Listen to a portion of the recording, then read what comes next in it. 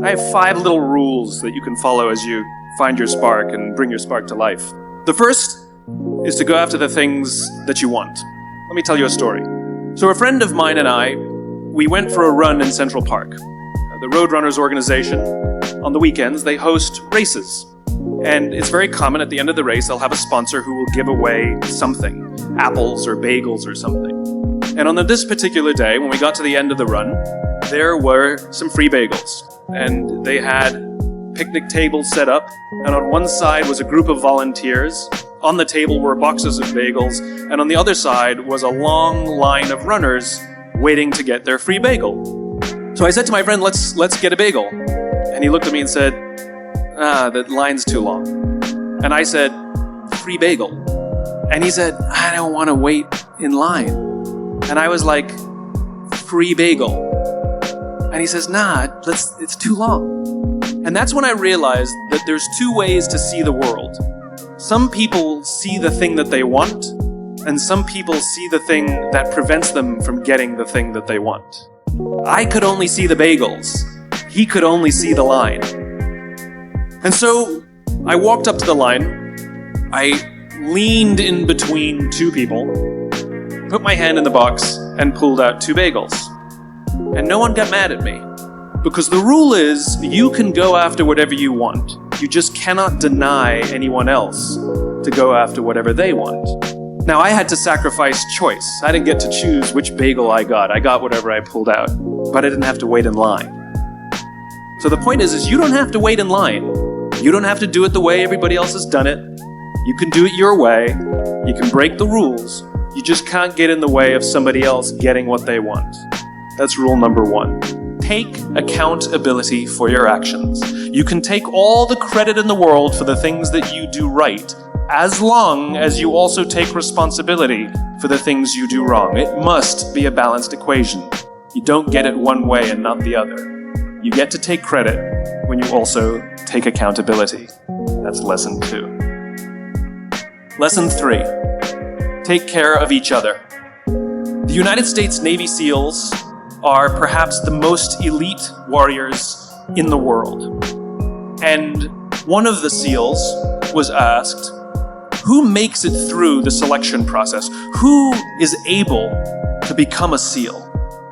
And his answer was, I can't tell you the kind of person that becomes a SEAL, but I can tell you the kind of people who don't become SEALs.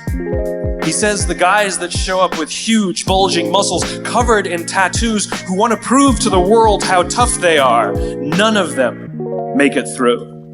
He said the preening leaders who like to delegate all their responsibility and never do anything themselves, none of them make it through. He said the star college athletes who've never really been tested to the core of their being, none of them make it through. He says some of the guys that make it through are skinny, scrawny. He said some of the guys that make it through, you will see them shivering out of fear. He says, however, all the guys that make it through, when they find themselves physically spent, emotionally spent, when they have nothing left to give physically or emotionally, somehow, some way, they are able to find the energy to dig down deep inside themselves, to find the energy to help the guy next to them.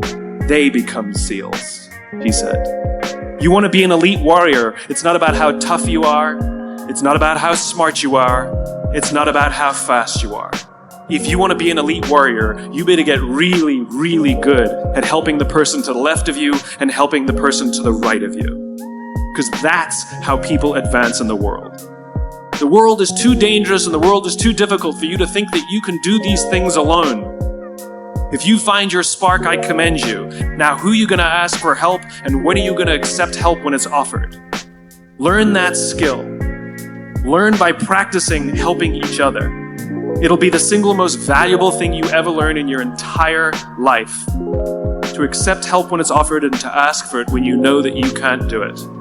The amazing thing is when you learn to ask for help, you'll discover that there are people all around you who've always wanted to help you. They just didn't think you needed it because you kept pretending that you had everything under control. And the minute you say, I don't know what I'm doing, I'm stuck, I'm scared, I don't think I can do this, you will find that lots of people who love you will rush in and take care of you. But that'll only happen if you learn to take care of them first. Lesson 4. Nelson Mandela is a particularly special case study in the leadership world because he is universally regarded as a great leader. You can take other personalities, and depending on the nation you go to, we have different opinions about other personalities, but Nelson Mandela across the world is universally regarded as a great leader. He was actually the son of a tribal chief, and he was asked one day, "How did you learn to be a great leader?" And he responded that he would go with his father to tribal meetings, and he remembers two things when his father would meet with other elders. One, they would always sit in a circle. And two, his father was always the last to speak.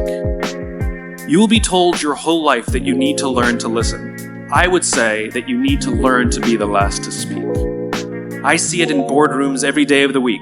Even people who consider themselves good leaders, who may actually be decent leaders, will walk into a room and say, "Here's the problem, here's what I think, but I'm interested in your opinion, let's go around the room." It's too late.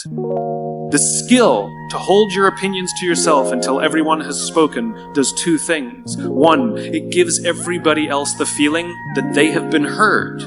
It gives everyone else the ability to feel that they have contributed. And two, you get the benefit of hearing what everybody else has to think before you render your opinion. The skill is really to keep your opinions to yourself. If you agree with somebody, don't nod yes. If you disagree with somebody, don't nod no. Simply sit there, take it all in, and the only thing you're allowed to do is ask questions so that you can understand what they mean and why they have the opinion that they have. You must understand from where they are speaking, why they have the opinion they have, not just what they are saying. And at the end, you will get your turn. It sounds easy, it's not. Practice being the last to speak. That's what Nelson Mandela did.